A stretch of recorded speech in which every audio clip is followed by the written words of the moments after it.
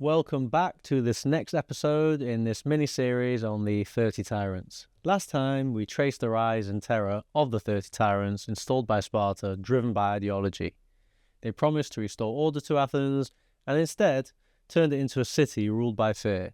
Justice gave way to purges, friendship gave way to silence. Even one of their own, Theramenes, was executed for daring to dissent.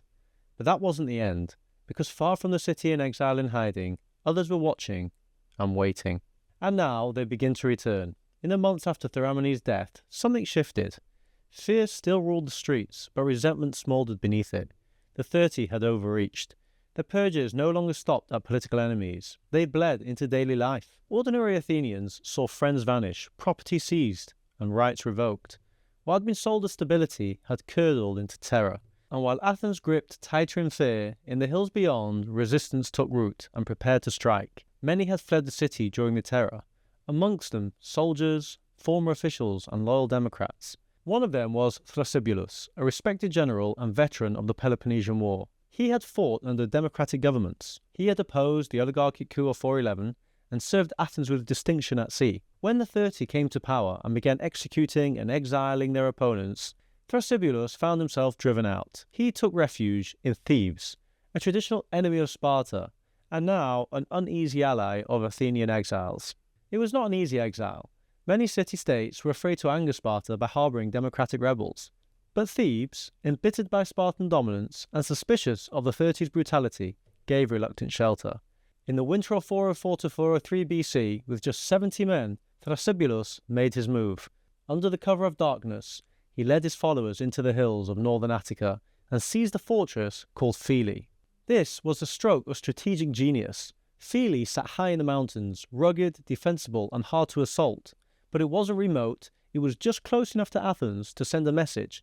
The fight was beginning, and it was far enough away to be safe, but close enough to be of a threat. Even better, the locals around Phyle were sympathetic. Rural Democrats, many of whom had lost everything under the 30, offered their quiet support. Critias understood this threat, and he moved fast. He immediately marched out with troops to crush the rebels, but a rare snowstorm and the harsh terrain turned it against him. Thrasybulus and his men held their ground, and when Critias came back with reinforcements, they held the ground again. Word spread quickly. At first, a trickle of exiles made their way to Phyle, then more, then dozens, but then hundreds. The 30 still ruled Athens, but for the first time, their enemies had a leader, a name, and a place to stand. After holding Phyle, Thrasybulus and his growing band of exiles didn't stop. As winter faded into spring, their numbers swelled. They now had enough men and enough momentum to take the fight closer to Athens. Their next move was bold. They marched to Munichia, the fortified harbour hill of Piraeus, which was Athens' main port. It was a vital strategic position. Whoever held Piraeus could control access to the sea, block supplies, and threaten the city directly. When word reached Athens, Critias himself led the response. He knew that if the Democrats held Munichia, it was the beginning of the end. So he marched out with a full force, cavalry, hoplites, and loyal supporters. The fighting was fierce. In the narrow approaches to the hill, the cavalry charge was blunted, the terrain favoured the defenders, and Thrasybulus ordered a counterattack. Then, in the thick of the fighting, Critias fell, cut down in close combat, leading from the front. According to Diodorus, he was stabbed by a spear right in the thick of the fighting. But his death wasn't just the death of a man, it was the death of the regime's will. With Critias dead, the regime lost its teeth. He had been the driving force, the true architect of the terror. Without him, the 30 began to unravel. But the oligarchs weren't done just yet. In a last attempt to salvage control, they agreed to step down. In their place, a new board of 10 was appointed, one for the city and one for Piraeus. On paper, this looked like reform, a softer touch, a chance for negotiation. But in practice, it changed almost nothing. The new 10 were cut from the same cloth. They continued to exclude, to threaten, to hold power tightly in the hands of a few. If anything, the chaos deepened. Now Athens had two rival governments, civil war, and no end in sight. While Athens tore itself apart, one question loomed. What would Sparta do? The 30 had come to power at the direction of Lysandros.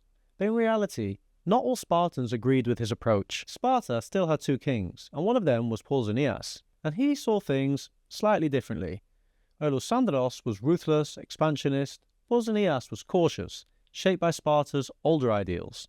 To him, the 30 weren't solving a problem, they were becoming one. By spring of 403, that problem couldn't be ignored. Athens was in civil war. Thrasybulus controlled Piraeus, the 30 clung to the city, and Sparta began to worry, not out of sympathy, but the fear that chaos would spread. So Pausanias came to Athens, not to crush the rebels, but to mediate.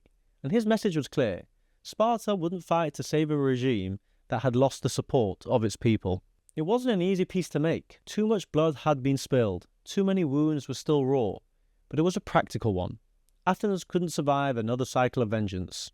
And so, a deal was struck. The 30 were officially dissolved. Most had already fled, and the most extreme figures, especially those directly involved in the killings and seizures, were barred from ever returning. In their place, democracy would be restored, but with a condition: a general amnesty. No retributions, no trials, no settling of scores. Those who had supported the oligarchy, even those who had enforced its rules, short of murder, would be spared legal punishment. It was a radical choice, but a calculated one. The goal was not just peace, but stability. The Democrats understood that if they ruled by revenge, the divisions would never heal, and the oligarchs, without protection, would fight to the bitter end. So both sides compromised, and in doing so, they achieved something extraordinary. After months of executions, confiscations, and civil war, Athens chose not to descend into permanent factionalism. It drew a line, not to forget, but to move forward. In later years, this amnesty was remembered not as a weakness, but as a civic triumph, a moment when Athenians, despite everything, reclaimed their democracy, not with another purge, but with restraint. Athens had stood on the brink, and it had pulled itself back, but the amnesty was not without bitterness. Many Athenians saw former collaborators walking freely through the agora, some even holding office or reclaiming property lost during the chaos. The law made it illegal to bring up their past in court.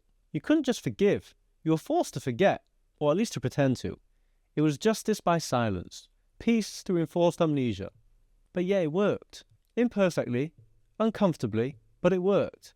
Athens stabilized, institutions began to function again, political violence for the most part subsided, the democratic experiment so nearly extinguished took root once more. The trauma of those months lingered, in memory, in law, and especially in how Athenians thought about speech, dissent, and responsibility. The legacy of the 30 wasn't just in the people they killed, it was in the questions they left behind. Who gets to speak? Who is truly accountable? And how far should a democracy go to protect itself, even from its own citizens? Athens had come to the edge, and somehow it pulled itself back. With the help of Sparta's unexpected mediation, democracy returned. Not through purges, but through restraint. Not with vengeance, but with amnesty. But even as institutions were rebuilt, one question lingered. What about the people who made the tyranny possible? What about those who shaped its ideas, but never wielded the sword? And in our final episode, we turn to one man, a teacher, a philosopher, and the last casualty of the 30 tyrants, Socrates. I know that this episode was short, but this is just a taster for what's about to come next. We're going to talk about the death of Socrates, from a perspective you've probably never heard before. I really hope you got something out of these episodes, and if you did, a like, a comment, or sharing it with a friend honestly helps more than you think. I put a lot into making these. It's just me doing the research, recording, and editing, so your support really keeps it going. And if you'd like to chip in a little extra, you can do that at buymeacoffee.com/Echo and Ink. Every bit genuinely helps. But most of all, take care, and I'll catch you in the next one.